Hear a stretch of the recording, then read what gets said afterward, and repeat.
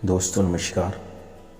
किसी ने बहुत ही गहरी बात कही है कि माना कि गंगा जल पूजा करने के लिए और किसी भी चीज़ को पवित्र करने के काम आता है, और एक गंदी नाली जो हमारे घर के पास होती है, कोई नाला है, कोई गंदा तालाब है, उसके पानी से हम पूजा नहीं कर सकते। इसलिए गंगा जल बड़ा महत्वपूर्ण है। लेकिन दोस्तों, अगर हम गंगा जी से बहुत दूर रहते हैं और एक नदी, गंदा तालाब, गंदे पानी के समीप भी रहते हैं, जिसे हम बुरा कहते हैं, जिसे हम गंदा कहते हैं, क्या आप सोच सकते हैं कि ज़रूरत पड़ने पर वो भी काम आ सकता है? जी हाँ दोस्तों, अगर आज गलती से आपके घर में आग लग जाए, आपकी झोपड़ी जलने लग जाए, कोई चीज़ जलने लग जाए, तो हो सकता है आप गंगा जी तक ना जा पाओ। लेकिन वही गंदा पानी और वही गंदी नाली का पानी जिससे हम पूजा नहीं कर सकते, लेकिन अगर अचानक किसी कारणवश आपके घर में आग लग जाए, कोई चीज़ जल जाए, तो वह उस आग को बुझाने के बहुत काम आती है और हमें उससे राहत मिलती है। इस दुनिया में कोई भी चीज़ व्यर्थ नहीं है। ईश्वर ने जो एक एक कण बनाया है, कहीं ना कहीं वो महत्वपूर्ण होता है और समय आने पर अपनी महत्वता को प्रदर्शित करता है। दोस्तों, आज जो हम कहानी लेकर आए हैं आप लोगों के लिए, शीर्षक है फूटा घड़ा। इस कहानी से जो सीख मिलती है उसे अपने जीवन में उतारिए और आनंद लीजिए। बहुत समय पहले की बात है, किसी गांव में एक किसान रहता था। वो रोज सुबह सुबह उठकर झरनों से स्वच्छ पानी लेने जाया करता था। इस काम के लिए वो अपने 2 साथ घड़े लेकर जाया करता था, और अपने साथ जिन 2 घड़ों को लेकर जाया करता था, वो डंडे पर बांधकर एक कंधे के इस तरफ और एक कंधे के इस तरफ लटका लिया करता था। उनमें से एक घड़ा कहीं से फूटा हुआ था और दूसरा एकदम सही था। इस वजह से रोज घर पहुंचते पहुंचते किसान के पास 1.5 घड़ा पानी ही बचता था। आधा घड़ा पानी उस घड़े से निकल जाता था बूंद बूंद करके, जो घड़ा थोड़ा सा फूटा हुआ था। लगभग 2 साल से ऐसा ही चलता रहा। सही घड़े को इस बात का बड़ा घमंड था कि वो पूरा का पूरा पानी घर तक पहुंचाता है और उसके अंदर कोई कमी नहीं है।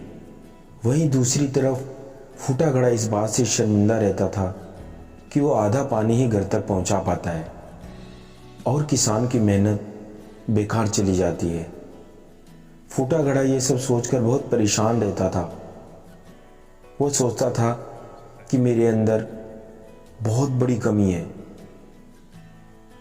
एक दिन उससे रहा नहीं गया। उसने किसान से कहा, मैं खुद पर बहुत शर्मिंदा हूँ और आपसे माफ़ी मांगना चाहता हूँ, कृपया आप मुझे माफ़ कर दीजिए।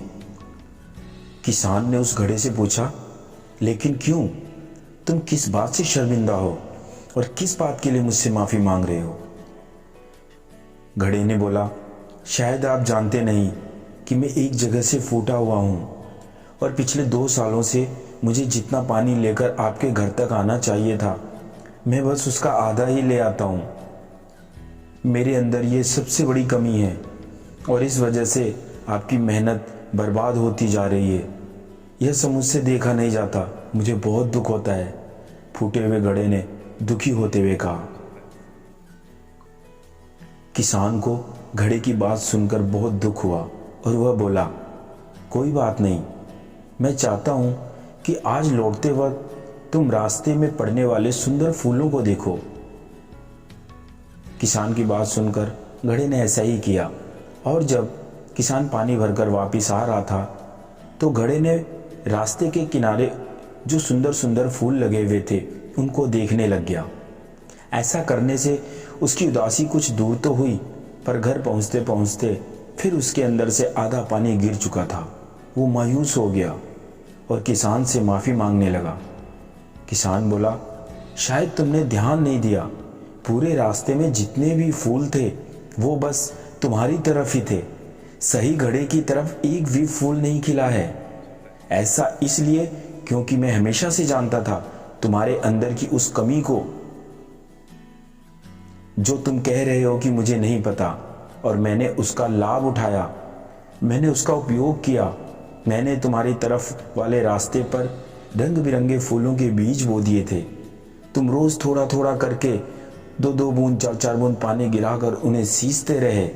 पूरे रास्ते को इतना खूबसूरत बना दिया तुमने। आज जो भी यात्री उस रास्ते से जाते हैं वो उन फूलों को देखकर बहुत खुशी महसूस करते हैं, सुकून महसूस करते हैं। आज तुम्हारी वजह से इन फूलों को मैं भगवान को अर्पित कर पाता हूँ और अपना घर सुंदर बना पाता हूँ। तुम ही सोचो, अगर तुम जैसे हो, जो कमी तुम्हारे अंदर है, अगर वैसे नहीं होते तो क्या मैं ऐसा कुछ कर पाता? कभी नहीं। दोस्तों, हम सभी के अंदर कोई ना कोई कमी होती है, पर यह कमियां हमें अनोखा बनाती है, यूनिक बनाती है। उस किसान की तरह हमें भी हर किसी को उसके जैसा बनना चाहिए और जो भी चीज़ हमारे पास है, चाहे वो उसके अंदर कमी क्यों ना हो, हमें स्वीकार करना चाहिए और उसकी अच्छाई की तरफ ध्यान देना चाहिए। और जब हम ऐसा करेंगे तब एक फूटा घड़ा भी अच्छे घड़े से ज़्यादा मूल्यवान हो जाएगा।